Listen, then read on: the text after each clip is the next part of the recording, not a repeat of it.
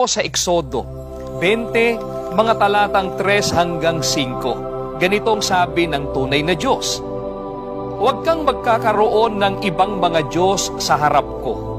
Huwag kang gagawa para sa iyo ng larawang inanyuan, o ng kawangis man ng anumang anyong nasa itaas sa langit, o ng nasa ibaba sa lupa, o ng nasa tubig sa ilalim ng lupa.